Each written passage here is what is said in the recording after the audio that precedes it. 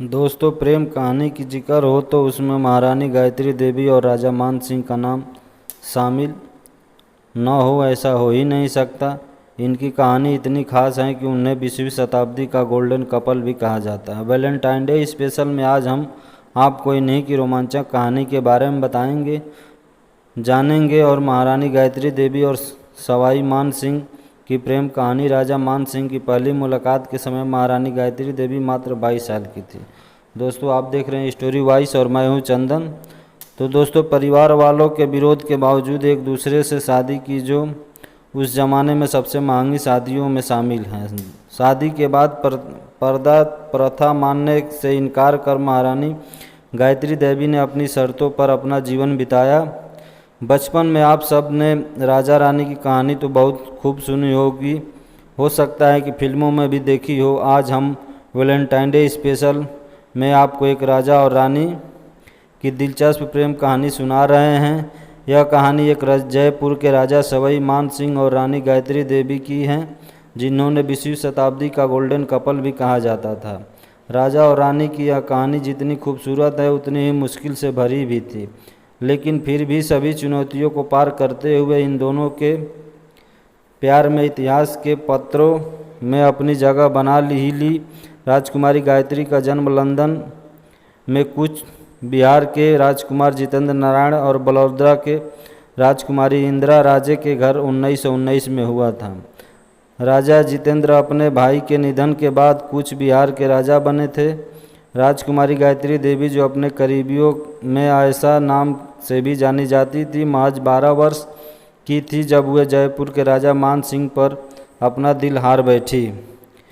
राजा मान सिंह को पोलो खेलने का शौक़ था और वह इसी सिलसिले में एक मैच के लिए कलकत्ता पहुंचे थे।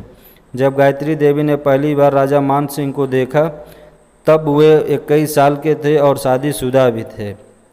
मान सिंह की तब 2 पत्नियां थीं, महारानी मुरदार कुंवर और महारानी किशोर कुंवर।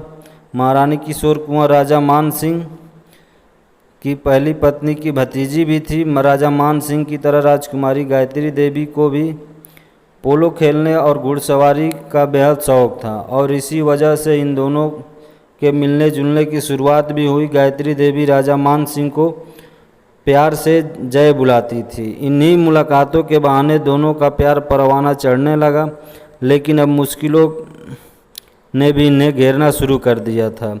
जब राजा मान सिंह ने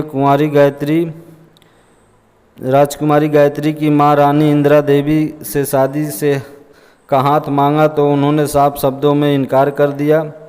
कारण साफ था, राजा मान सिंह की पहले से 2 पत्नियां थीं और उनके यहाँ महिलाओं को पर्दा प्रथा का मानना जरूरी पड़ता था।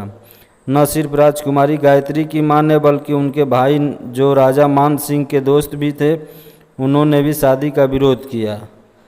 मान सिंह से शादी करने की जिद को तोड़ने के लिए उन्होंने गायत्री देवी को यहाँ तक कहा कि इनसे शादी करना तुम्हारे लिए ठीक नहीं है, वो हमेशा महिलाओं से घिरे रहते हैं।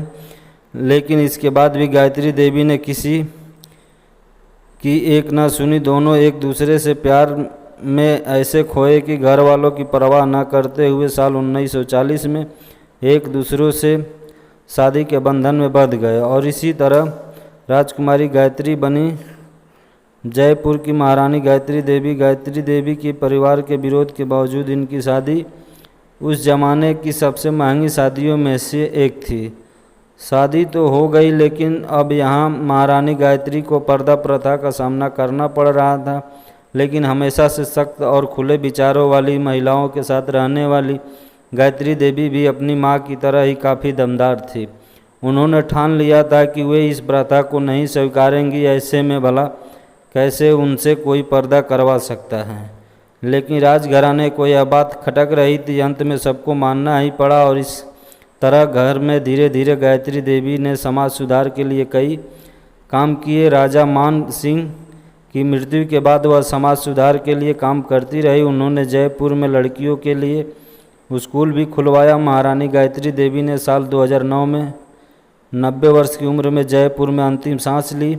महारानी गायत्री देवी और राजा मान सिंह की प्रेम कहानी बेहद खूबसूरत है।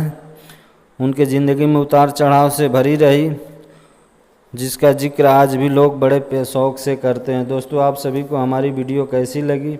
अगर अच्छी लगी है तो हमारे चैनल को ज़रूर सब्सक्राइब कीजिए और लाइक भी कर दीजिए और कमेंट करके बताइएगा कि आपको वीडियो कैसी लगी।